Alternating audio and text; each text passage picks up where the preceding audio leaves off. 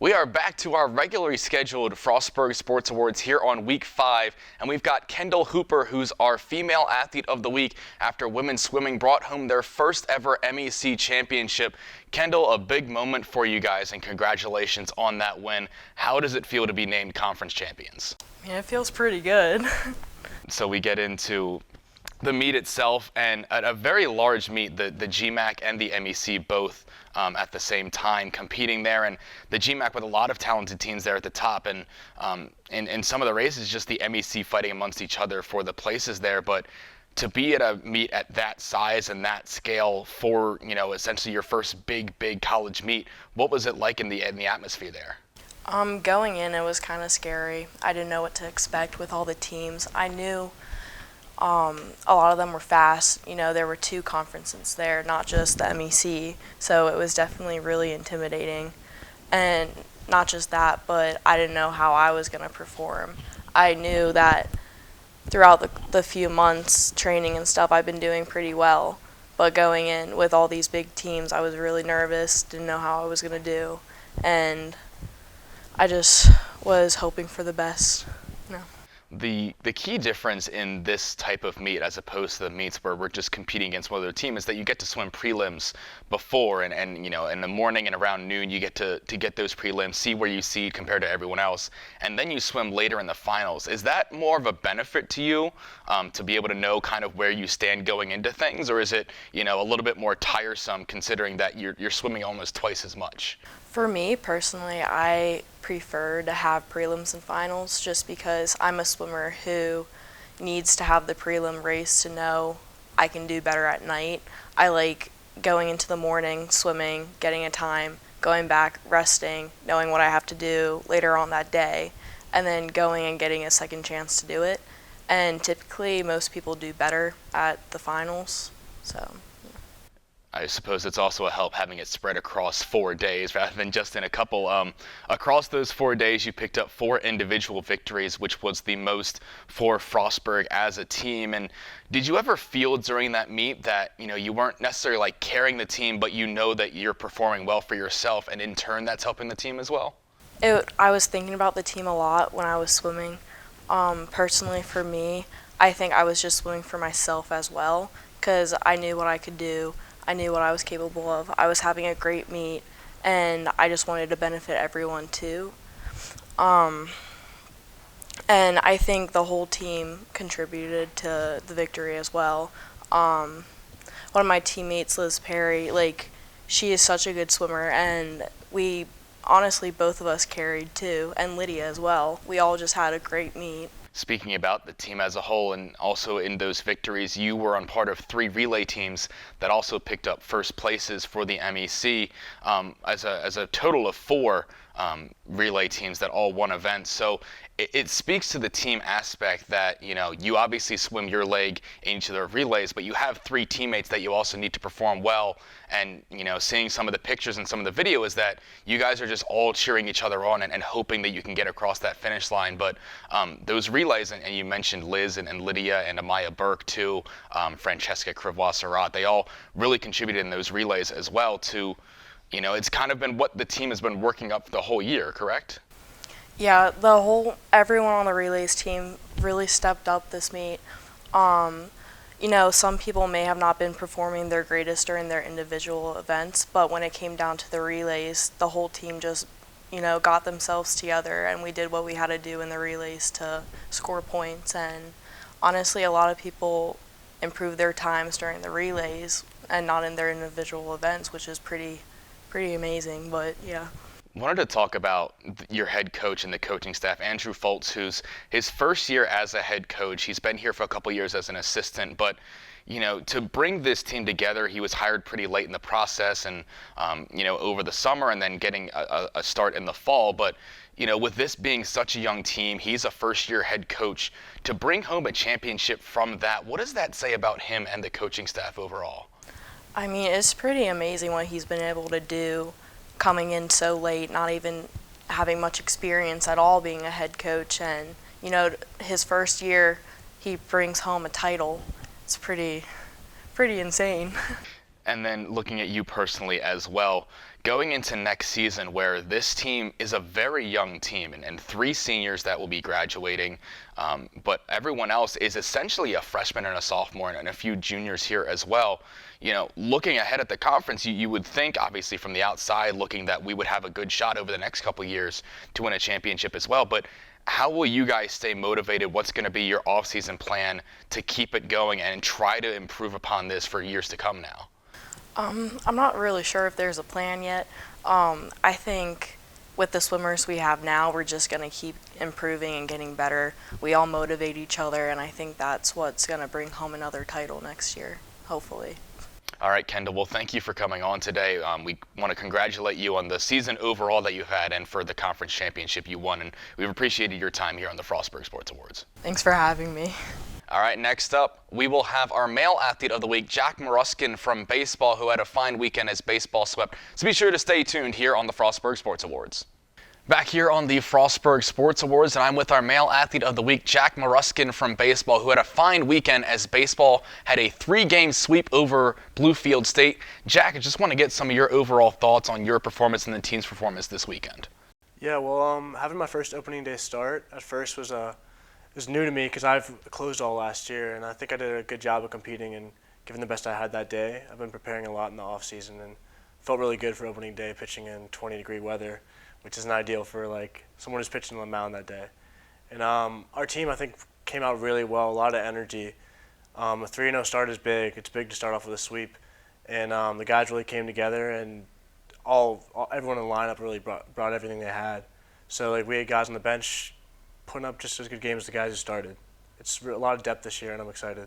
You talked about some of that 20-degree weather, and something that's been a theme over this winter. You guys haven't had a ton of outside practice really since the end of the fall, and a lot of work in the batting cages and trying to get in as much reps and lifting as you can, and not really a ton of field work that you're able to do. So, what was that like going into that, where Bluefield has already played 7 games and they've had that experience, and you guys are coming fresh off of basically indoor practices and trying to get back out into really the baseball feel? Yeah, Coach Williams did a great job of getting us prepared. We were every day working at our craft inside, doing things that kids are doing outside to get ready, and we're doing just the same thing inside. We were out there every day, getting our lifts, getting our cuts in, getting our pitching in, and we were competing. We had a lot of live ABs. We were game simulating each other. We were competing against each other, and we really were prepared. You talked about, getting the opening day start, and what was your reaction when Coach Williams told you that, hey, you're going to be our day one starter here after, you pitched some bullpen last year and got some throws in? But, what's going through your mind when he tells you that, and you now got to prepare for being that guy that everyone's going to look at on the first day? Well, I was really excited because all winter I was training and preparing myself for whatever was needed, and I've been here a while, so I felt like I was ready. I played a lot of college baseball, and having that opening role, I was excited to have the ball in my hand on the first day, to be able to set the tone for the team in the year. Pitching that 3 1/3 innings in that first game and getting a few strikeouts as well. The story that a lot of people will look at that game is the offense and how they picked everything up, scoring 22 runs in the 9-inning game.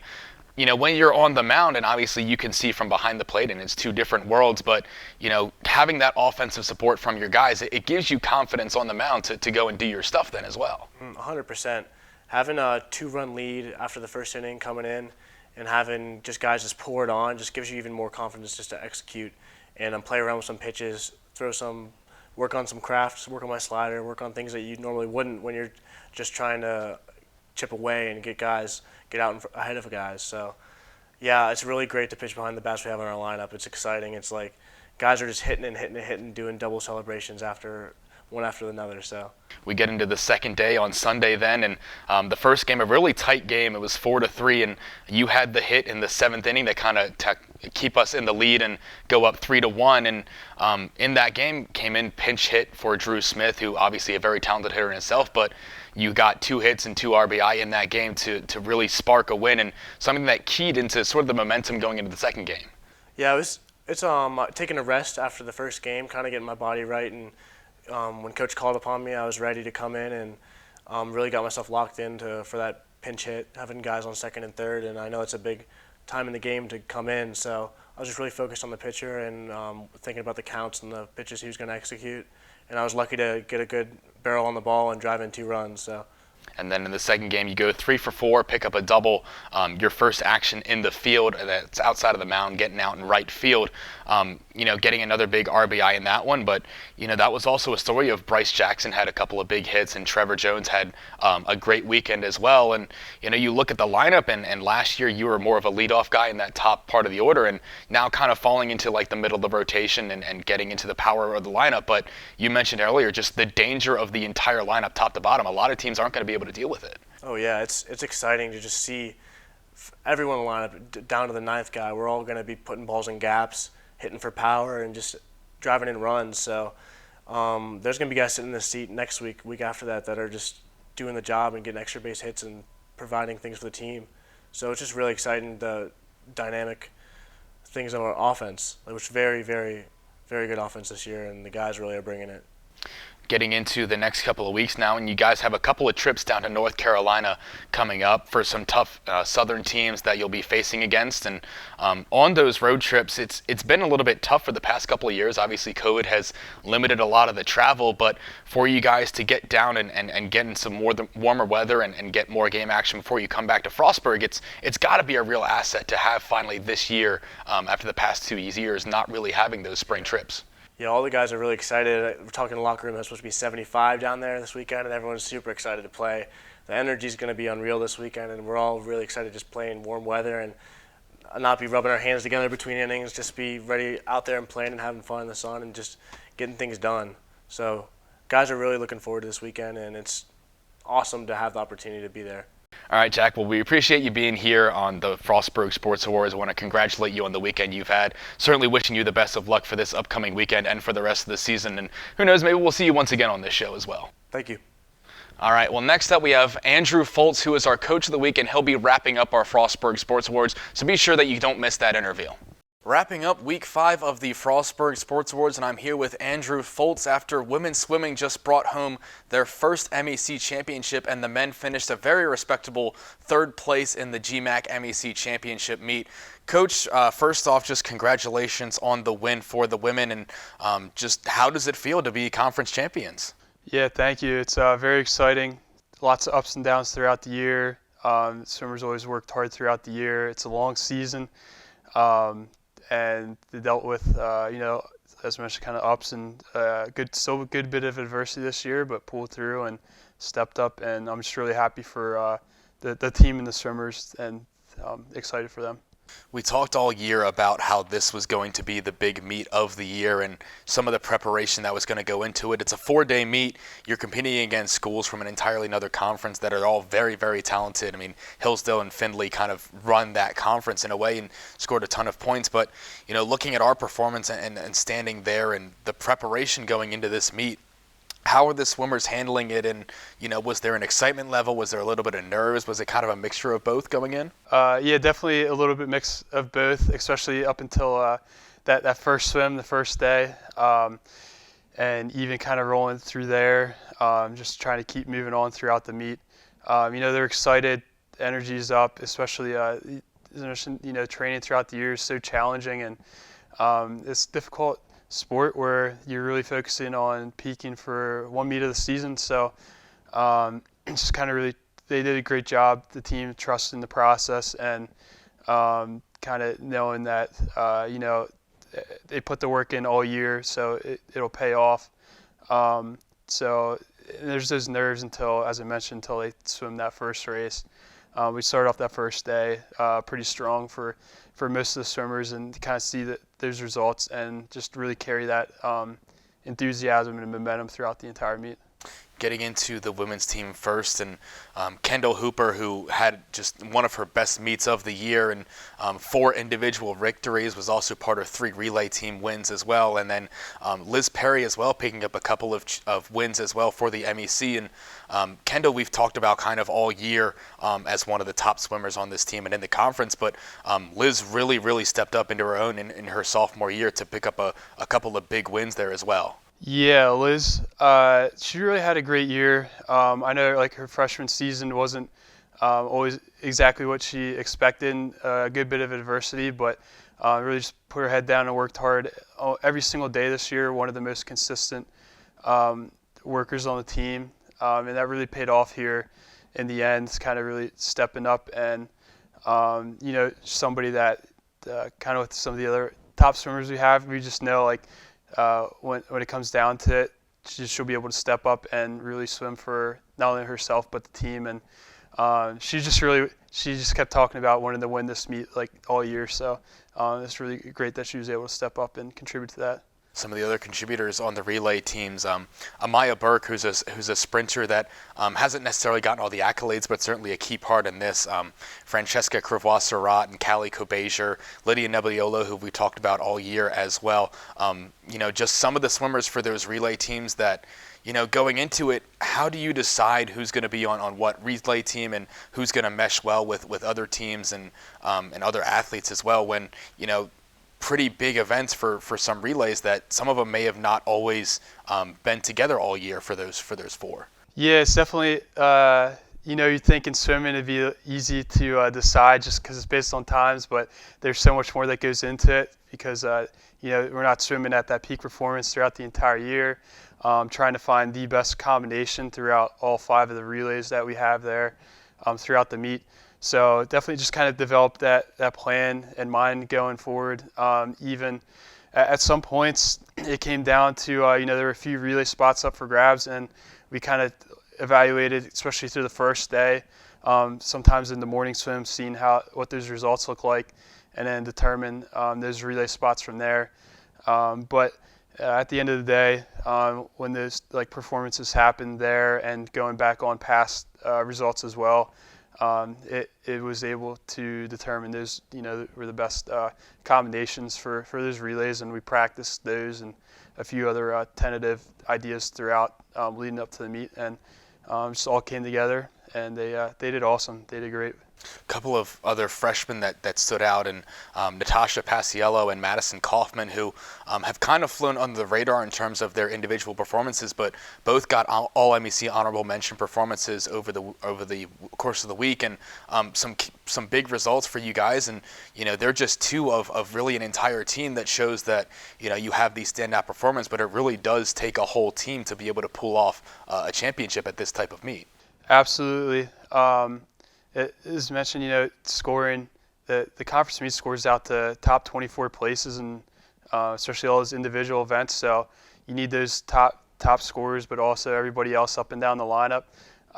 Especially the swimmers you mentioned, really having a great year, kind of coming to their own and really peaking at the right time here, and stepping up swimming well. And even some of them that have had not quite on lifetime best, but dealing with some adversity, especially through this spring semester. They stepped up and performed well for the team, and just really doing a great job.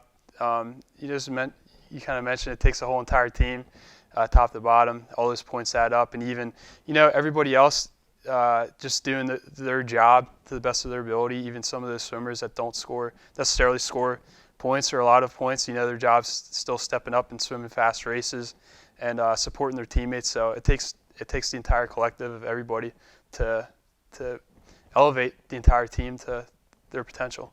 On to the men's team now, and started off the first couple of days in 4th and 5th place, and then hanging around there, and then moving all the way up to 3rd and beating out D&E by a single point to finish off the top 3 season. And Nate Knapp, who again has been a standout all year and was the individual scorer, won 4 events to get first team all conference, and really stepped up in this meet, but also his teammates behind him.